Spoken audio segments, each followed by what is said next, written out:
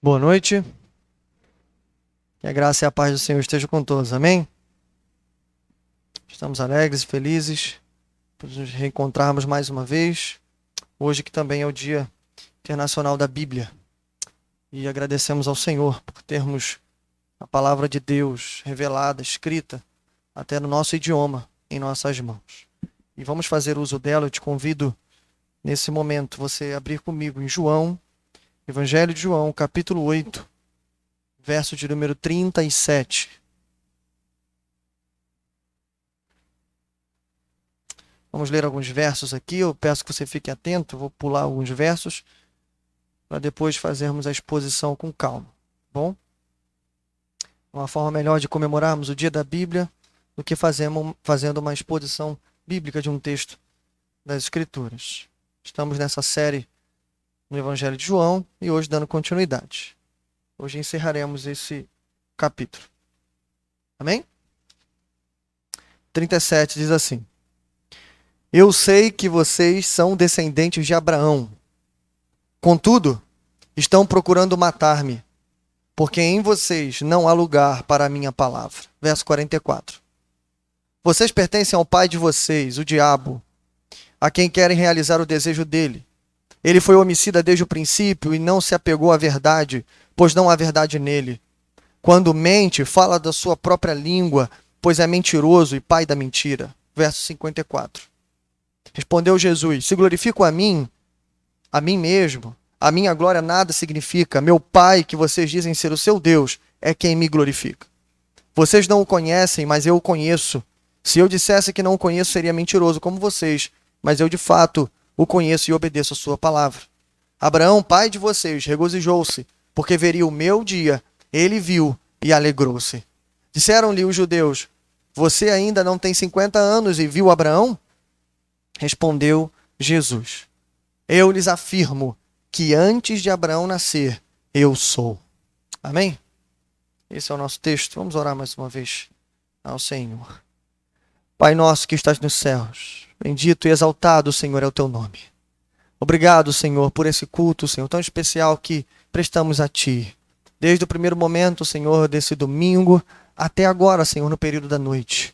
Podemos Te louvar, orar, magnificar o Teu nome e junto com o Teu povo, Senhor, celebrar o Teu nome, dizendo aleluia, louvem todos os povos ao Senhor, o Rei da terra.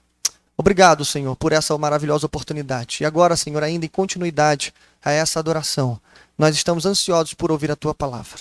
Fala conosco, Senhor, por misericórdia e graça. Usa, Senhor, o pregador, dentro das suas limitações, mas apesar delas, Senhor, usa-nos com poder, para que, acima de tudo, o Teu nome seja glorificado em nós. Fica conosco, Senhor, em nome de Jesus. Amém. Graças a Deus. Bom, como eu disse, irmãos, estamos vivendo essa série de mensagens no Evangelho de João. Você que não pegou as outras mensagens, não tem problema. Eu sempre costumo fazer um breve apanhado e resumo, então a gente vai ser colocado dentro desse contexto. Bom, o tema que nós estamos pensando em todo o capítulo 8 se chama o testemunho da verdade. Eu acredito que a essa altura já provamos isso, que o tema central do capítulo 8 de João é a verdade. A verdade que liberta, ok? Bom, a gente viu que nos versículos iniciais do verso 1 ao 11, a gente tem aquele famoso texto da mulher apanhada em adultério, que é lançada aos pés de Jesus com a intenção de matar ela, mas ao mesmo tempo de pôr Jesus à prova, perguntando a ele: olha, se a lei de Moisés manda apedrejar, o que o Senhor faz? A gente viu que aquilo ali, dentro do ponto de vista da verdade que liberta, nada mais é do que uma história real, mas que ilustra de maneira poderosa o que o encontro com a verdade pode fazer com uma pessoa. De fato, irmãos, ela verdadeiramente a libertará. Então foi isso que aconteceu com aquela mulher pecadora, culminando com a famosa frase: vai e não peques mais. Bom, seguindo ali, então a gente tem um período grande nesse capítulo, muito grande, que vai do verso 12 até o final, 59, de exortação, de combate, de confronto. E a gente aprendeu que a verdade que liberta é também a verdade que confronta. E inclusive hoje nós vamos estar encerrando essa parte. Então, o que nós vimos nesse período de confronto? Nós vimos que Jesus, ali naquele debate com aquela pequena multidão de religiosos, Jesus vai apresentar 6 contrastes no texto. Semana passada vimos 4, hoje nós veremos os últimos 2. Então, só para relembrar. Primeiro, Jesus coloca aqueles homens para decidirem, agora sim, firmemente, primeiro, entre luz ou trevas. Ele mesmo disse, eu sou a luz do mundo, aquele que me segue jamais andará em trevas. A gente viu que a luz aqui nada mais é do que a confirmação do que está escrito em João 3,21. Aquele que pratica a verdade, esse anda na luz. Então o que é a luz, pastor? A luz é o lugar atual daquele que pratica a verdade. E a primeira decisão que Jesus confronta aquelas pessoas é, vocês andam na luz, vocês praticam a verdade, então jamais devem andar nas trevas. Segundo lugar, o testemunho de Jesus é colocado em xeque aqui. Em outras palavras, a palavra de Jesus é colocada em xeque. Ou ela é verdadeira, ou ela é falsa. Ao que Jesus vai responder, olha, ainda que eu testificasse de mim mesmo, meu testemunho é verdadeiro, mas calma, se vocês querem uma testemunha, eu te dou. A minha testemunha é meu Pai que me enviou. Não há testemunha, irmãos, maior do que essa. E o que a gente aprendeu ali é que quem se encontrou com a verdade precisa ficar ao lado da verdade. A conclusão é, eles têm o testemunho de Jesus por falso, porque ainda não se encontraram com a verdade. Em terceiro lugar, Jesus coloca em oposição aqueles que são de baixo daquele que é de cima. Ou, em outras palavras, aqueles que são do mundo daquele que não é do mundo. E a gente viu em primeiro lugar ali, irmão, semana passada, que ser do mundo não é tão ruim assim. A gente viu que ser do mundo é até coisa boa. Afinal de contas, temos coisas maravilhosas na nossa sociedade, na nossa cultura, como música, gastronomia, teatro, poesia e tantas outras coisas boas que temos no mundo. Então o problema não é o mundo, o problema somos nós. O problema é que, dentro da categoria que Jesus coloca, aqueles que são de baixo e os que são de cima, não é simplesmente geográfico, é espiritual. Aqueles que são de baixo, irmãos, não apenas são de baixo, mas eles pensam nas coisas de baixo. Eles amam as coisas de baixo e, inclusive, morrerão por causa das coisas de baixo. Então, a gente aprendeu naquela ocasião que os seus amores mostram a que lugar você pertence. Quarto e último lugar, vimos semana passada, que a escolha é entre sermos escravos ou filhos. Ali chegamos ao famoso texto dos versos 37 ao 47. Conhecereis a verdade, e a verdade vos libertará. Isso. E ali vimos que Jesus não oferece escravidão em troca de escravidão. Pelo contrário, mas é escravidão em troca de adoção. 3 coisas aprendemos ali na diferença do filho para o escravo. O filho tem lugar permanente na família. Segundo, ele tem intimidade na casa do pai. E terceiro, ele é co-herdeiro com os filhos naturais. Isso é o que somos. Somos filhos de Deus. Bom, hoje veremos em quinto e sexto lugar. Quinto, somos filhos de Deus ou filhos do diabo? E por último, temos honrado ou desonrado o filho de Deus? Essa é a mensagem que veremos. A grande lição que aprenderemos nessa noite é que o encontro com a verdade que liberta nos responderá às 3 maiores perguntas da vida. Não é de um momento da vida. É as 3 maiores perguntas da vida. Tá bom? Primeiro, como estamos? Segundo, quem somos? E terceiro, do que precisamos? Ou, se você quiser colocar em outras palavras, qual é a nossa condição? Qual é a nossa identidade? E qual é a nossa verdadeira necessidade? Tá bom? Então me acompanhe. Verso de número 37. Somos filhos de Deus ou filhos do diabo? Amém? Diz assim. Verso 37. Eu sei que vocês são descendentes de Abraão. Contudo, estão procurando matar-me, porque em vocês não há lugar para a minha palavra. Eu lhes estou dizendo o que vi na presença do Pai, e vocês fazem o que ouviram do pai de vocês. Abraão é nosso pai, responderam eles. Disse Jesus, se vocês fossem filhos de Abraão, fariam as obras que Abraão fez. Mas vocês estão procurando matar-me, sendo que eu lhes falei a verdade, o que ouvi de Deus. Abraão não agiu assim. Bom, irmãos, essa sessão a gente poderia chamar de o teste de paternidade, propriamente dito. Saberemos aqui se somos filhos de Deus ou filhos do diabo. Então, aqui, que vai do verso 37 ao 47, dividir em 2 partes. A primeira parte, Jesus vai tratar, ou melhor, vai confrontar a falsa segurança dos judeus na filiação, não do Pai Celestial, mas do Pai da nação. Porque somos filhos de Abraão, então podemos fazer determinadas coisas. Porque somos filhos de Abraão, podemos agir de determinada maneira. Pelo menos era isso que eles pensavam. E Jesus vai destruir essa falsa segurança. Na verdade, irmãos, toda a caminhada de Jesus foi para destruir essa falsa segurança. Não é porque eles eram filhos sanguíneos, ou seja, descendentes naturais de Abraão, que eles tinham todas as garantias das promessas de Deus. Não! A promessa foi passada não pelas obras, não pelo sangue, mas pela vontade de Deus. E nós nos apropriamos dela não pela descendência natural, mas pela fé em Cristo Jesus. Então isso vem sendo provado. Aqui, então, irmãos, 4 golpes duros Jesus vai dar nessa espécie de falsa segurança na descendência de Abraão. Primeiro, verso 37. Vocês são filhos de Abraão? Então por que estão querendo me matar? Depois ele diz, são filhos de Abraão, mas em vocês não há lugar para a minha palavra. São filhos de Abraão, mas vocês fazem o que ouviram do pai de vocês. Aqui, guarda isso, porque Jesus já vai revelar quem é o pai deles, tá bom? E quarto, são filhos de Abraão? Não, porque vocês não fazem as mesmas obras que Abraão. Então, descender de Abraão naturalmente, aqui a gente poderia traduzir como os nossos filhos e filhas. Por exemplo, a nossa casa cheia de filhos, né? Não significa que porque são os nossos filhos de sangue, que de fato eles estão firmados nos passos de Jesus Cristo. Pelo menos não ainda. Não significa, e para eles é a mesma coisa.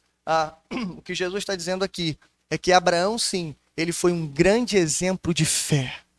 Não apenas quando ele deixou a sua parentela, não apenas quando ele deixou a sua cidade para ir para um lugar desconhecido, ou até deixou a idolatria da sua família. Não, irmãos, mas principalmente quando ele resolveu devolver a Deus aquilo que ele mais pediu e desejava para Deus.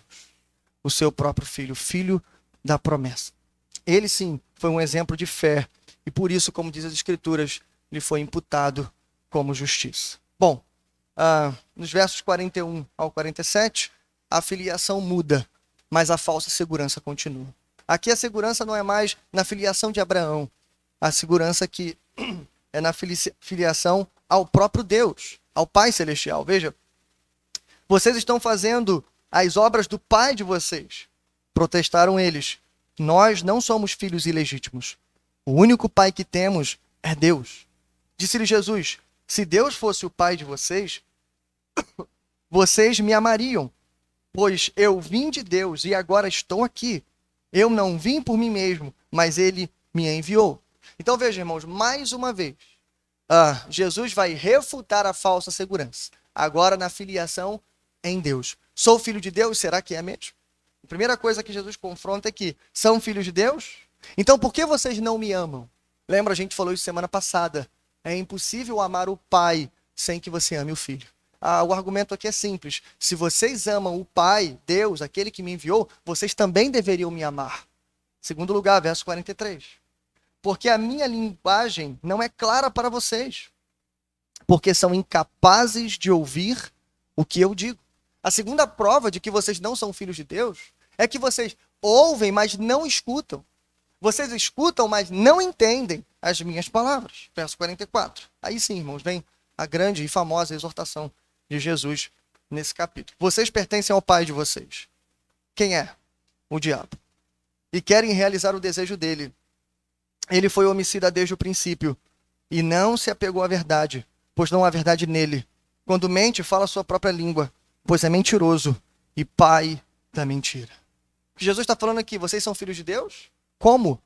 Se vocês agem conforme as obras do diabo. E aqui, irmãos, pegando o próprio contexto, para você entender o verso 44, eu sei que as palavras são pesadas.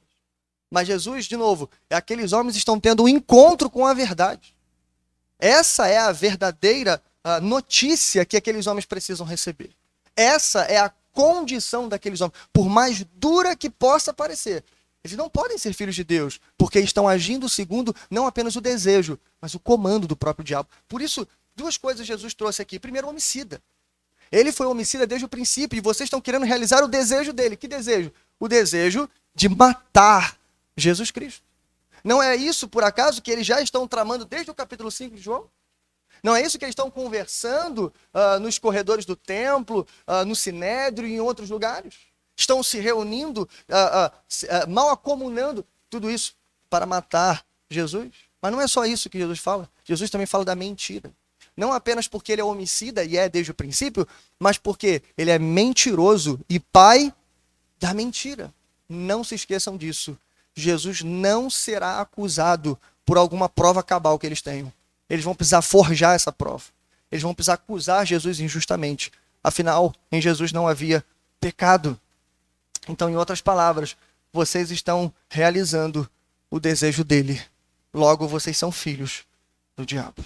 Bom, quarto lugar, verso 45. No entanto, vocês não creem em mim, porque lhes digo a verdade. Melhor, se são filhos de Deus, por que é que vocês não creem em mim?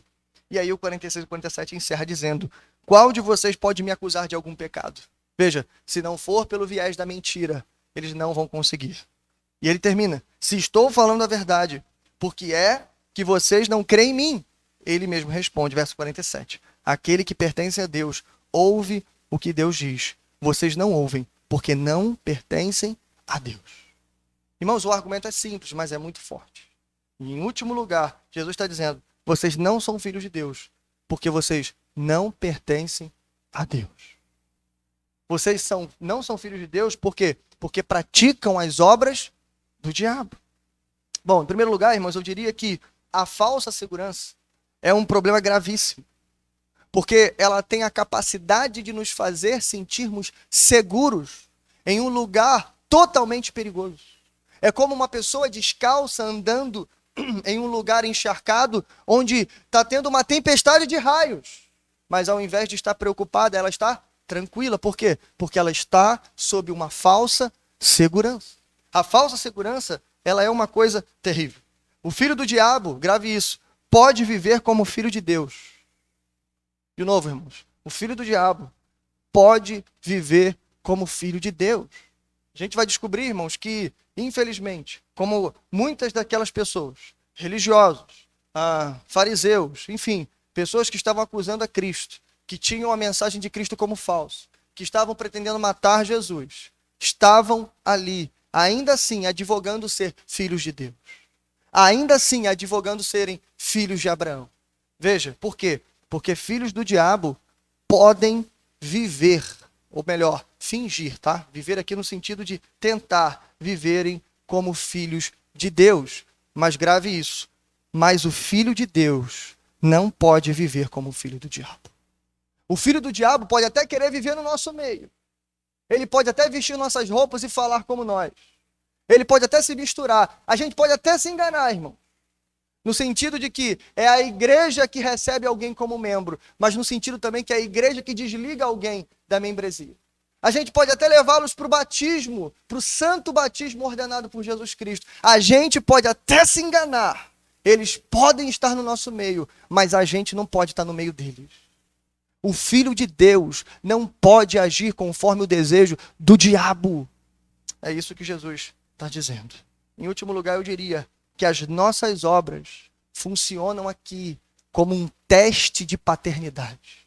Lembra que eu falei? Esse é o teste de paternidade. Então as nossas obras atestam a nossa paternidade. Se você pratica a verdade, então você é filho de Deus. Mas se você vive na mentira, ou pior, se você vive uma mentira, então você só pode ser o filho do pai da mentira, filho do diabo.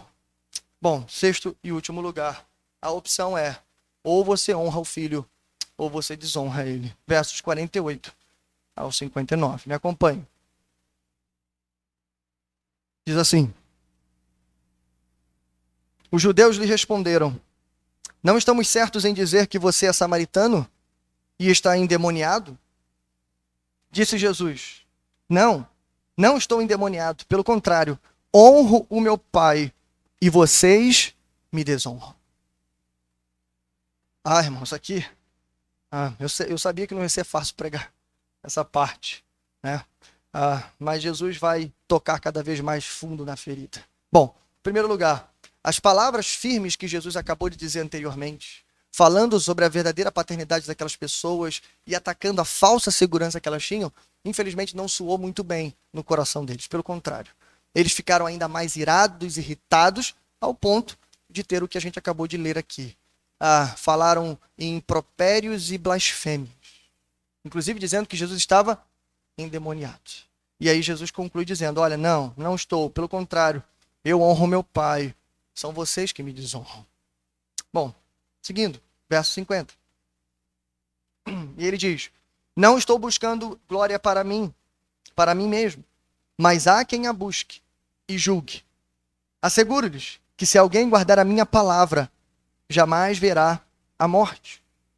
Jesus segue então dizendo que, diferente de outros que buscam a sua própria glória, vivem uma vida de soberba, de vanglória, enfim, e estão por aí querendo se promover à custa do povo, Jesus está dizendo, olha, eu não busco a minha própria glória, pelo contrário, eu vim buscar a glória do meu Pai. E mais à frente ele vai revelar, nos versos posteriores, dizer que o Pai é quem me glorifica. Então, veja, irmão, Jesus está dizendo aqui que ele não busca a sua própria glória, não porque isso seria errado, mas porque ele não necessita. Ele vem buscar a glória do Pai, porque o Pai vai buscar a glória do Filho. Lembra? Essa é a Santa Trindade, onde cada pessoa da Trindade glorifica a outra numa eterna e perfeita harmonia. Bom, e ele completa no verso de número 52, onde ele diz, ou melhor, 51. Asseguro-lhes que, se alguém guardar a minha palavra, jamais verá a morte. Bom, irmãos, no meio de toda essa exortação, e a gente viu isso nos versículos anteriores, Jesus sempre reafirma a sua promessa. A gente precisa lembrar que no meio daquela multidão, como diz o verso de número 30 desse capítulo, e muitos creram nele. Embora a gente viu que muitos desses muitos não eram, pelo menos, uma fé firme, verdadeira, ao passo que no 31 ele vai dizer, olha, aqueles que são verdadeiramente meus discípulos se mantêm firmes na minha palavra. Mas existem muitas pessoas em volta, seus discípulos, ou outras pessoas fiéis a ele. Então, ao mesmo tempo em que ele exorta, ele também está oferecendo, ele também está anunciando as verdades eternas que o seu Pai o revelou. E aqui, uma dessas verdades, irmãos, está por último. É a última promessa que Jesus faz nesse capítulo, e olha que ele fez vários. É a última promessa. Mas, irmãos, a gente precisa fazer um parênteses aqui e falar dessa promessa. Porque isso aqui é especial. Onde, eu vou ler mais uma vez, ele diz, asseguro-lhes que se alguém guardar a minha palavra, jamais verá a morte. Guardar a palavra de Cristo não apenas atesta que de fato somos discípulos, mas há uma promessa poderosa, jamais, ou seja, verá a morte. É interessante que, literalmente, o versículo traduzido seria, a morte não será vista para sempre. É interessante que, literalmente traduzindo, aparece a palavra aqui, para sempre. Por que eu estou lembrando disso? Porque essa palavra já apareceu outras vezes nesse capítulo. Primeiro, eu diria que no verso 21, o próprio Jesus disse, porque vocês são escravos do pecado, vocês morrerão em seus pecados. Lembra daquela notícia ruim que Jesus deu? E essa notícia era justamente porque vocês morrerão em seus pecados porque vocês não creem que eu sou. Vocês não creem que o Pai me enviou, então vocês morrerão em seus pecados. Veja que a promessa que Jesus faz é o exato oposto dessa notícia. Ao invés de morrer em seus pecados porque não crê em Jesus, se você crê em Jesus, ou seja, se você guardar a palavra de Jesus, você jamais verá a morte. É o exato oposto. E mais ainda, lembra que eu falei do para sempre? Ele acabou de prometer lá atrás, no verso 35. Ele disse, o escravo não tem lugar permanente, mas o filho permanece na família para sempre.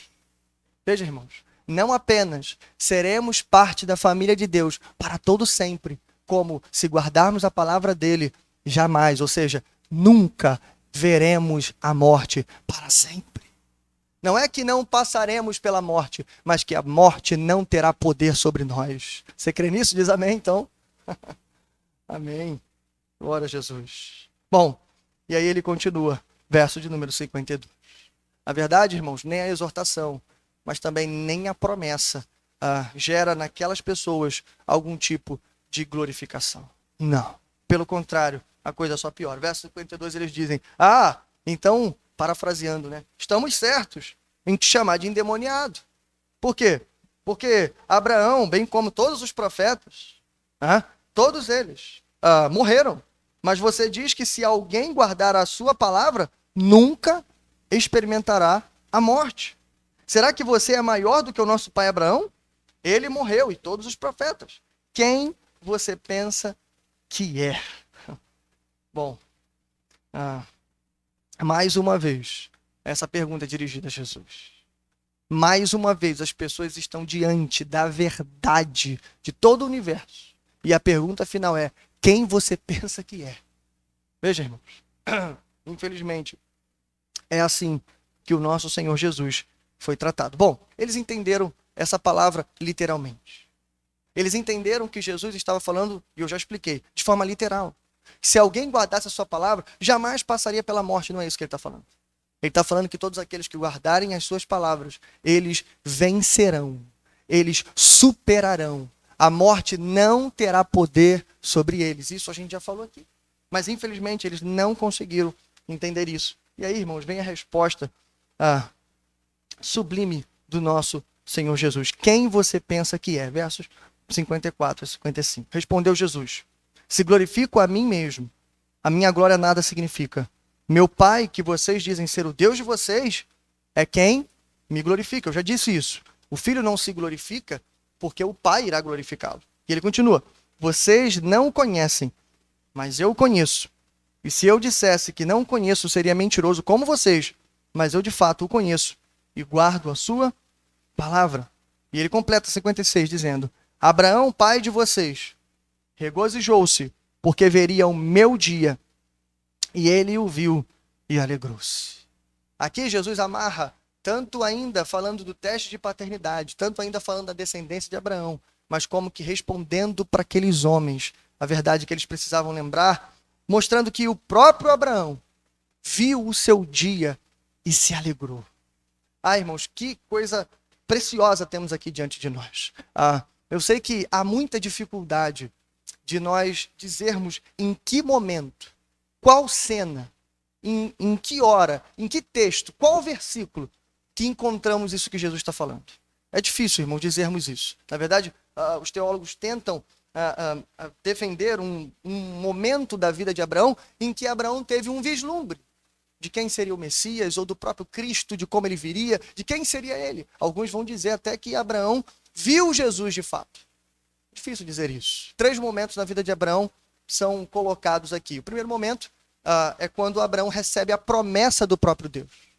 Quando ele é visitado por 3 anjos, os irmãos lembram? Ao que tudo indica, pelo menos um daqueles anjos era o próprio Senhor, manifestado de uma forma que não compreendemos, que chamamos de teofania, diante do próprio Abraão. Ali, enfim, os comentaristas acreditam que naquele bate-papo dentro da tenda, muita coisa foi conversada. Provavelmente, Deus falou para Abraão muitas coisas de quem seria o grande descendente da sua família que viria para salvar e liderar o seu povo. Irmãos, é possível, a gente não tem como afirmar. Segundo lugar, quando Abraão se alegrou na promessa que viria e nasceria o filho da promessa, Isaque.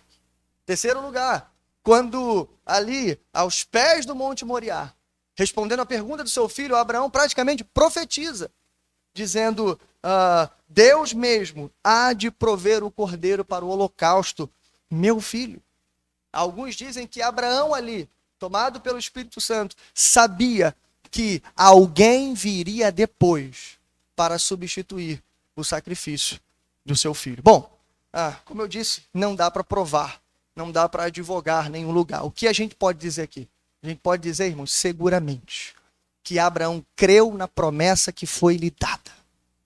Que embora Abraão não soubesse quem era Jesus de fato, como por exemplo os discípulos souberam, mas Abraão aguardava o grande descendente, que fortaleceria não apenas a sua família, mas a sua nação. Que nele seria cumprido todas as promessas de que a sua nação seria mais numerosa do que as estrelas do céu e de que por meio da sua família e da sua descendência seriam benditas todas as nações da terra. Abraão creu nisso, mas o que mais me chama a atenção nesse texto de João capítulo 8 não é tanto se Abraão conhecia tudo acerca de Jesus ou não, mas o fato de Jesus conhecer Abraão perfeitamente. A gente pode ficar aqui horas discutindo isso, né? Ler artigos científicos e ficar debatendo isso. Quando foi que Abraão conheceu Jesus? A gente não vai conseguir chegar, irmão. Não vai. É mistério. Lá saberemos. Mas uma coisa eu posso afirmar para você. Antes de Abraão nascer, eu sou. Antes de Abraão vir à sua existência, Jesus viu todos os dias de Abraão. É isso que ele vai dizer em resposta àqueles homens no 57. Eles dizem, você ainda não tem 50 anos e viu Abraão? Respondeu Jesus, eu lhes afirmo que antes de Abraão nascer, eu sou. É isso que espanta, irmãos. Não se Abraão conhecia perfeitamente Jesus, mas que Jesus conhecia perfeitamente Abraão. Antes de vocês nascerem, antes de Moisés nascer, antes de Abraão nascer, antes de tudo vir à existência, eu sou. Não dá, irmãos, para a gente não dizer que esse homem é Deus. É isso, irmãos, ele é Deus, está diante dos homens. É a verdade encarnada, é o nosso Senhor. Bom, o verso 59 termina com uma notícia triste. Embora não lemos anteriormente, vamos ler agora. O que eles respondem? Com honra ou com desonra? A pior das desonras. Verso 59. Então eles apanharam em pedras para apedrejá-lo. Mas Jesus escondeu-se e saiu do templo. Bom, isso desencadeia, irmãos, uma tentativa de homicídio precoce. Mas como a gente tem visto no próprio capítulo 8 de João, o seu tempo ainda não era chegado. Eles tentaram apanhar Jesus em outros momentos, mas o texto diz, a sua hora ainda não havia chegado. Mas irmãos, digno de nota, tem duas ironias aqui nesse verso. Duas. Lembra como é que começa o capítulo 8? Embora o texto ali não seja cronológico, ok. Mas ele foi encaixado aqui, eu provei, com uma razão. Talvez a razão fosse essa. Que o capítulo 8 termina com um apedrejamento. Então a gente começa o capítulo com um apedrejamento, pelo menos uma tentativa de apedrejamento. A ironia aqui é que aquele que livrou uma mulher de ser apedrejada quase terminou a história sendo apedrejado. A segunda ironia que temos nesse texto é que o próprio Jesus acabou de dizer, e lembra que eu falei para vocês? As palavras de Jesus foram duras aqui, verso 44. Vocês querem realizar o desejo do pai de vocês, porque ele é homicida desde o princípio. Lembra que eu te falei? O desejo do diabo era o mesmo desejo daquelas pessoas, matar Jesus. E aí a ironia do texto é que a atitude deles confirma a paternidade deles. Essa é a ironia do texto. Lembra? O nosso teste de paternidade são as nossas obras. Não adianta dizer de quem você é filho. São as suas obras que vão confirmar a sua filiação. Bom, a pergunta, irmãos, é essa. Será que estamos honrando a Jesus? A gente sabe, irmãos, que em alguns momentos nós honramos Jesus com palavras, mas desonramos ele com as nossas obras. Nesse texto, pelo menos, aqueles homens desonraram Jesus tanto com palavras quanto com obras, chegando até a pior delas, que é a tentativa de assassinato. Mas e nós? Quantas vezes desonramos Jesus com as nossas ações? Confessamos, cantamos hinos maravilhosos, mas as nossas ações são estranhas àquilo que Cristo é. Para arrematar todo o nosso texto, é isso que Jesus está confrontando, não só aqueles homens, mas a nós hoje.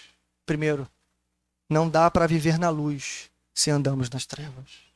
Segundo, não dá para aceitar a palavra de Cristo se a rejeitamos em qualquer situação. Não dá para ser de cima se amamos mais as coisas de baixo. Não dá para sermos filhos se vivemos como escravos. Não dá para ser filho de Deus se vivemos nas mentiras do diabo. Não dá para honrar com palavras se desobedecemos com ações. Bom, como eu disse, a grande lição desse texto é que ela responde as 3 perguntas mais importantes da vida rapidamente. Eu quero responder elas com base no nosso texto. Primeiro, como estamos? Aqui, irmãos, a pergunta é: qual é a nossa verdadeira condição? A nossa tese é que somente o encontro com a verdade E a verdade não é uma coisa, uma ideia, um conhecimento. É o Filho de Deus. Se o Filho vos libertar, verdadeiramente sereis livres. Então, quando nos encontramos com o Filho, que é a verdade, a primeira coisa que obtemos é a nossa verdadeira condição. Veja, eu vou sempre separar em cada pergunta, eu vou chamar de a ilustração, embora seja uma história real, ok? Ilustração da vida real, tá bom? E a exortação. Então, na ilustração, ou seja, na vida daquela mulher, como é que essa pergunta foi respondida? A mulher foi reconhecida por Cristo. Lembra? Atirai a pedra. Significa que Jesus está reconhecendo que ela é pecadora, que ela merece a condenação da lei e de que ela é digna de morte. Qual é a condição daquela mulher? Ela é pecadora e ela merece morrer. E na exortação, em todos os versos que vimos. Bom, Jesus revelou que se servimos ao pecado, somos escravos do pecado. Todo aquele que vive pecando é escravo do pecado. E subitamente morreremos em nossos pecados se não crermos que eu sou. Lembra disso? Essa é a verdadeira condição. O que aprendemos aqui, irmãos, é que somente a verdade pode nos dizer como realmente nós estamos. Essa é a grande questão. Enquanto você não se deparar com ela, e a gente viu no texto, eu disse, eu sempre soube disso, na verdade, primeira vez que eu prego João 8,44, ok? Primeira vez. Eu sempre soube que quando chegasse aqui, seria muito difícil. Como outros textos da Escritura são difíceis de se pregar. Por isso a pregação expositiva é importante, porque a gente não escolhe o texto nos escolhe. Não dá para pular, não dá para escolher textos fáceis. A gente precisa enfrentar. Eu sabia que seria difícil, mas tão difícil quanto pregar João 8,44 é nos encontrarmos com a verdade. Já ouviu a famosa frase? Amigo é aquele que nos fala a verdade.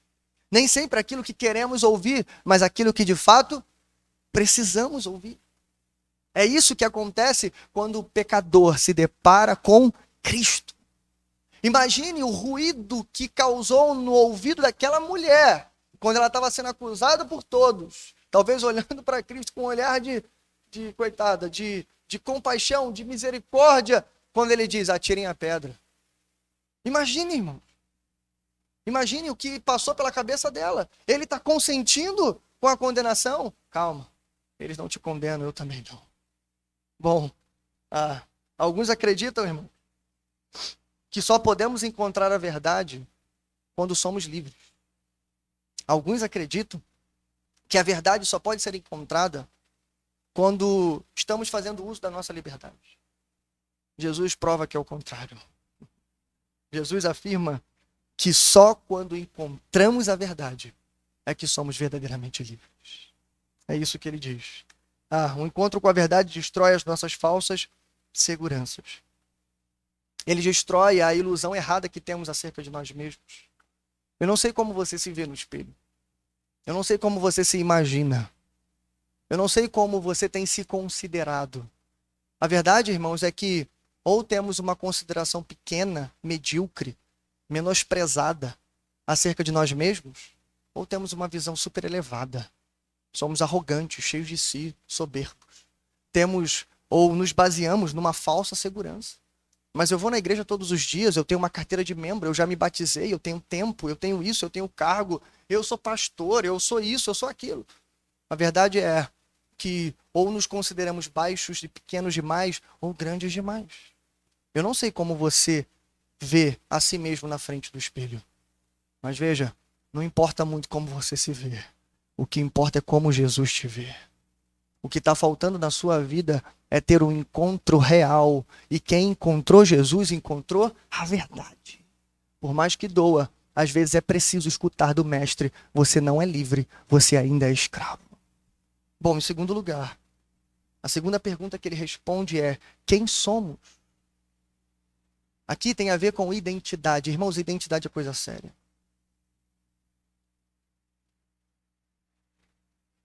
Deixa eu até beber água. É coisa séria. Porque eu estou convencido de que os maiores problemas, ou melhor, a maioria dos problemas que enfrentamos no nosso mundo se dá por causa de crise de identidade. Pessoas que não sabem quem são, pessoas que estão vivendo a vida de outras pessoas, pessoas que cedem à pressão do grupo, pessoas que estão vestindo a armadura de outro, não conseguem andar, não conseguem se mover, muito menos derrubar gigantes. O problema da nossa sociedade é que não sabemos quem somos e queremos viver um padrão pré-estabelecido por alguém, por pessoas, às vezes pessoas até que nos amam. O problema é esse. 3 coisas sobre identidade rapidamente. Primeiro, o que pensamos ser. Segundo, o que os outros querem que sejamos. E terceiro, o que Deus quer que sejamos. 3 coisas aqui. Vamos ver primeiro na vida daquela mulher, como é que isso teve. Primeiro, aquela mulher provavelmente vivia uma mentira. Todo adúltero, irmãos, literalmente vive uma mentira. O adultério não é o pior dos pecados, mas ele é um pecado especial. O adúltero, ele está enganando não apenas a Deus, mas várias pessoas ao mesmo tempo. Principalmente a parte traída da relação.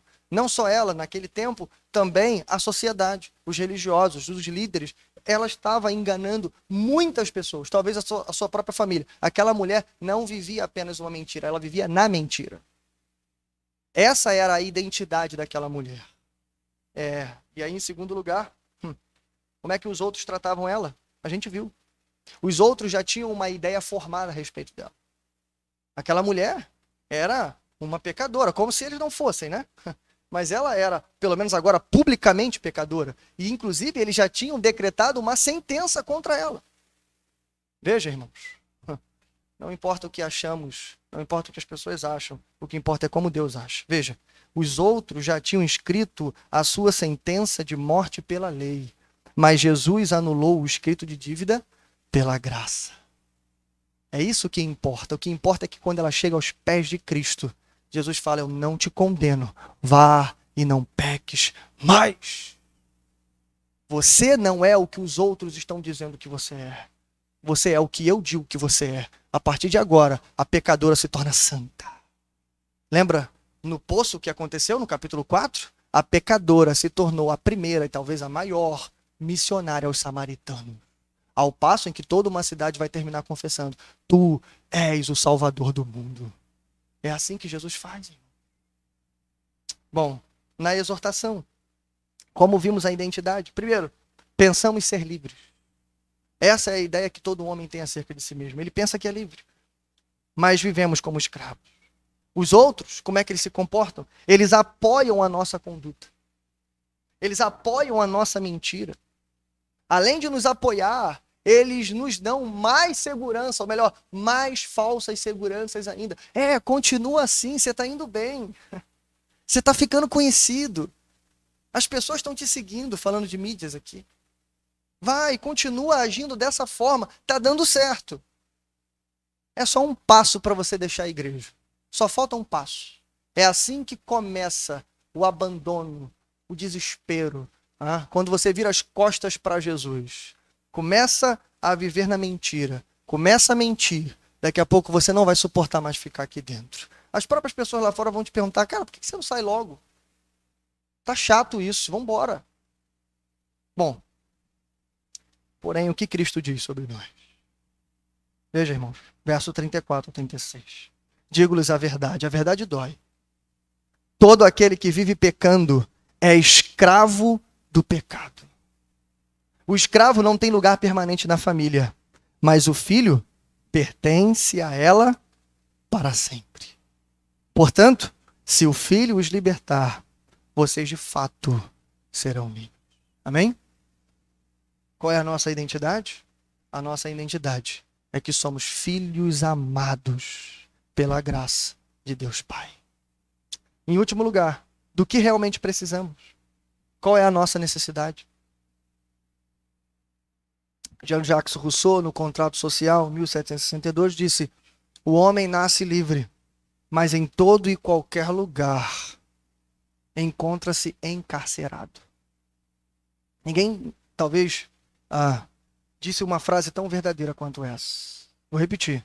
O homem nasce livre, mas em todo e qualquer lugar encontra-se encarcerado. Eu disse isso semana passada, que a prisão do pecado é diferente. Ela é invisível. Rousseau chegou perto aqui. Chegou perto.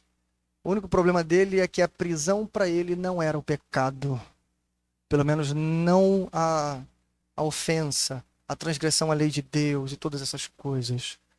Ele chegou perto, mas a gente precisa aprofundar isso aqui um pouquinho mais. Até porque se erramos no diagnóstico, erraremos na solução. Veja, 3 coisas sobre a prisão do pecado. Primeiro, ela é invisível. Quem está preso não sabe que está preso. Porque, como o próprio filósofo disse, você carrega a sua prisão para tudo quanto é lugar que você vai. Né? Hoje a gente chamaria essa prisão de tornozeleira eletrônica. Mais ou menos isso. Mas o cara que ainda usa a tornozeleira sabe que usa, não é isso? Então é uma espécie de tornozeleira invisível. Você não sabe que está lá, mas está lá. Você pensa que é livre, mas é escravo. Segunda coisa, essa prisão é desejável. Desejável. Imagine estar preso e querer estar. Imagine estar num lugar não feio, mas belo, atrativo, bonito, belo. E que você deseja estar ali e continuar ali. Terceiro, essa prisão é destrutível. Jesus disse, vocês morrerão em seus pecados se não crerem que eu sou. Por mais que não pareça. Por mais que essa prisão pareça um grande festival. Eu pensei naqueles festivais de cidade do interior dos Estados Unidos. Já viu um filme? Como é que é bonito? Eles colocam as bandeirinhas, a iluminação, os parquinhos, os brinquedos, as comidas. Dá até para quase sentir o cheiro pela televisão. Já viu isso? É tão bonito, é tão legal, parece que dá vontade de estar lá. Pense talvez nas nossas festas folclóricas do Brasil também. Tudo arrumado, tudo enfeitado, iluminado, belo. As comidas, o cheiro, tudo isso está lá. Mas na verdade, irmãos, nós enfeitamos o corredor da morte. Na verdade, essa pessoa vive desejando estar lá, carregando a sua prisão, mas ela está dentro do corredor da morte. Não é se, é quando. Ela apenas espera o tempo. Ela morrerá em seus pecados. Essa é a verdade da prisão do pecado. E aí conseguimos responder, então, do que precisamos. Precisamos, irmãos, de libertação. Quando, pastor? Hoje. Agora. De quem? De nós mesmos. Não é o diabo que te prende. Ele ajuda, ele é o carcereiro no máximo. Mas é a tua carne, os teus desejos, as tuas crises, os teus vícios, o teu pecado. Ele é a tua prisão, os seus maiores prazeres. E precisamos de libertação do nosso caminho de condenação, que se Jesus não atravessar em nossa frente, infelizmente concluiremos. Precisamos encontrar a verdade. Que verdade, pastor? Que você é um filho amado de Deus. Que você tem lugar permanente na família de Deus. O diabo não pode te tirar daí. O inimigo não pode roubar o teu lugar. Teu vizinho não pode, as pessoas do teu lado não podem. Eles não podem determinar quem você é. Só Deus pode fazer isso. Eles não podem apontar para o teu cabelo, para a tua aparência, para o teu jeito de andar, de se vestir e dizer quem você é. Só Deus pode fazer isso. Você é um filho amado de Deus. Você tem lugar permanente na família de Deus. Mas você tem intimidade na casa de Deus. Lembra? O escravo ele só vai para onde é determinado que ele vá. O filho não. O filho ele entra na sala, ele vai para a cozinha, ele vai para o quarto. Ele entra no quarto do pai. Quando o filho vai pedir ao pai, irmãos, ele senta na mesa do pai. Ele pega na mão do pai. Ele ama o pai. E por último, você é herdeiro e co-herdeiro com Cristo. É isso que você é. Não deixe o inimigo colocar outras coisas na sua cabeça. Não deixe o diabo roubar de você quem de fato você é. Preste atenção nisso. Lutamos contra o pecado, mas o pecado não vai conseguir destruir a obra que Deus fez e está fazendo na sua vida. Não vai, irmãos. Eu sei que a primeira coisa que a gente pensa quando peca é correr de Deus. Não pense nisso. Lembre-se da mulher pecadora. Não é para você viver e continuar em seus pecados, mas é para você estar aos pés do Salvador. Porque quando você está lá, ele fala para você assim, ó, vá e não peques mais. Tem perdão, irmãos, aos pés do Santo de Deus. Então aqui encerramos, irmãos, o capítulo 8, dizendo que aquele que se encontrou com Cristo, se encontrou com a verdade que liberta. Vamos orar? Fique com essa palavra em seu coração. Oremos ao Senhor.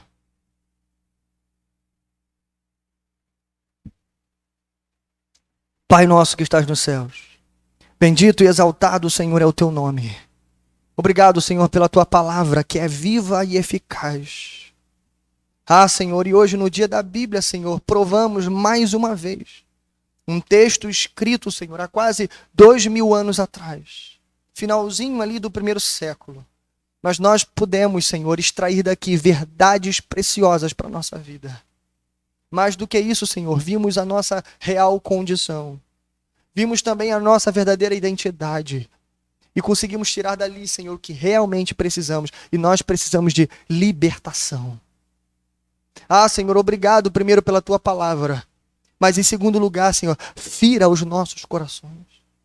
Destrói, Senhor, como o Senhor fez com aqueles religiosos, a falsa segurança.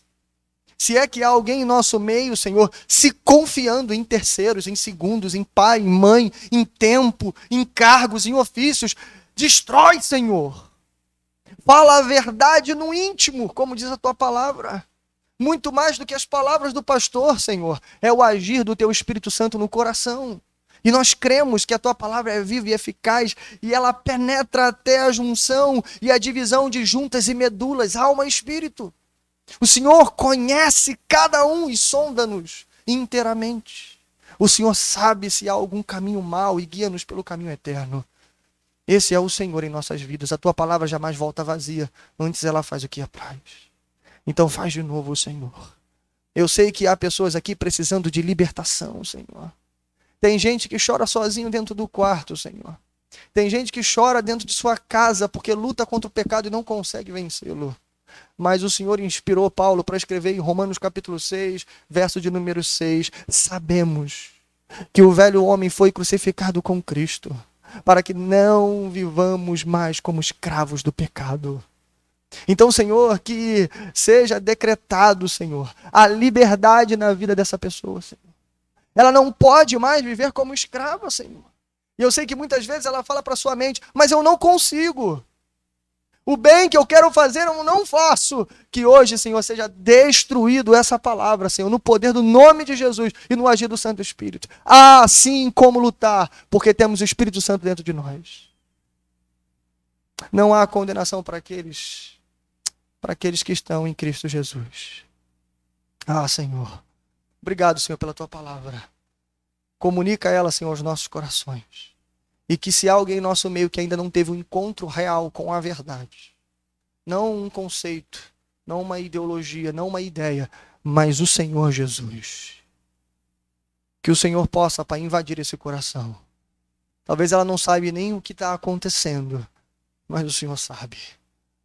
Talvez ela não conheça o Senhor, mas o Senhor a conhece. Antes dela existir, o Senhor já era, Pai.